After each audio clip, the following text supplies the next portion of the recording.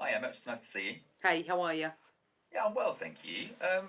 Emma, but before we get into the nitty gritty, I suppose just FA Cup final at Wembley against Arsenal, and I know you've done it before, but how does it feel going into the game? It's weird coming off the back of an international break straight into a cup final. And because I've been there so many times, I don't really put any different energy into it than I do a normal game. What changes is there's more press, but everything else stays the same. The team have come back in, they've been travelling all over the world. We've had a morning of just getting everybody back into the environment. Training session for some, not for others, and it won't be till tomorrow that I'll know what the team will be. So yeah, weird circumstances going into a cup final, but one that really excited about. And how difficult is that managing all the individual player loads and that kind of thing going into such a big game?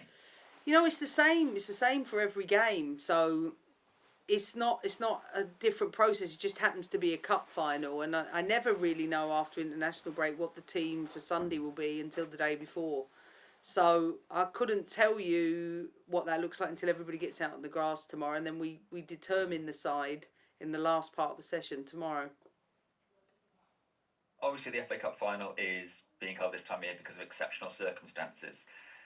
Does that? But obviously, if you win, you are treble winners. Do you feel that kind of has almost been forgotten, the kind of potential legacy of this team, because obviously it's been such a disjointed year or so? No, I don't. You know why? Because we're always competing for trophies every year. So yes, this is a trophy that's part of last year's success, and it's one that we want to win. But I don't think we'll be defined um, anymore by winning it. We are a successful team. We are a competitive team. We do year on year, compete for every single title, and that's what I'm most proud about because it's really difficult to stay at the top end. Obviously, I'm here at the Emirates right now. When we were you were at the beginning of the season, the game here didn't go your way. What did you learn from that game, and how different are your side going into this game? I just think that game was so long ago that every time I get asked this question, I think of the number of games we've played since then, and I look at the evolution of our team from that game, and we've got better in every areas, but not because we were poor, but it was because it was the first game of the season, and we've been together for less than 8 sessions. So I don't know what people expect with that, but I think it'd be a great final. Two great teams, quality on show, but I just know that this is an amazing group of women that we represent, and just looking forward to leading them out again. And what will it mean? You say I know you like you said you've been there before. You're looking at like any other game, but does it hit you differently when you actually walk out the tunnel at Wembley? 45,000 fans are going to be there on Sunday. I Listen. The last time I walked out, I was 8.5 months pregnant. So in fact, I didn't even walk them out because it was too dangerous. So is it nice to lead them out again to fans that are there for women's football? For me, the FA Cup final is about everybody who's come before. Scores of women that have built the game to this level, whether they've represented their teams at Wembley or not, whether they've played in, participated or coached or worked within organisations, been in cup finals. It's a special day in the women's football calendar, and I certainly want to celebrate that for not just my own team, but for everybody who's been involved in this competition throughout their lives. An even more special day considering it's the anniversary of the ban on women playing football as well, I suppose. Yeah, no, a special date in the calendar, hence the reason for the date. But as I said, it's a celebration of women's football and everything that's come before us.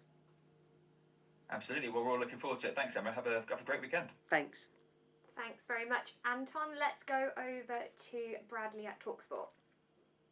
Hi Emma, hope you're well. Just sort of continuing with Anton's theme there on it being 100 years since the ban on women playing football was introduced. I mean, this weekend, what a great way to perhaps show how far the game has progressed since that moment, and how much respect do you have for the likes of Dick Kerr ladies, Manchester Cream Yeah. teams who carried on playing, and someone like Patricia Gregory who was keen getting the ban overturned. Yeah, that's for me the most important thing about the weekend, and I hope many of them are in the crowd. And if they're not, and they're watching from home, then I salute every single one of those women that have provided the opportunities, the pathway, the gateway, and they've sacrificed so much so that the women's game can be where it is. And I've been in the women's game in England my whole life, so I understand the competition and its importance to our people. And I just hope for everybody watching it's a brilliant spectacle, and one where everybody can celebrate the leaps and bounds we've made in women's football. And during last week, Jess Carter scored her first goal for England against Latvia. How pleased was that for you? I mean, 20 goals going in is a great achievement for any team, regardless of the opponent. I'm really, really delighted with Jess's form. I think been rewarded with 45 minutes for England, and she'll keep growing in that environment. She's been getting better with every game, and really, really happy for her. Pernille Harder is someone who's been struggling with injury before the international break. What's her chances of being involved this weekend? Yeah, Pernille's fit to be involved this weekend. And in terms of Jonas Eidevall as well, how impressed with the work that he's been doing at Arsenal and what he's added to the league as well? Yeah, it's great. They're top of the league for a reason. He's certainly instilled a transition mentality to that team. He's built on the fundamentals from Joe Montemuro's era, and they've certainly fulfilling their potential. They have world-class players. They have done throughout my time here, but this is the season, I think, in the domestic league where they're really providing, stiff competition for us, and they're deserving of where they are.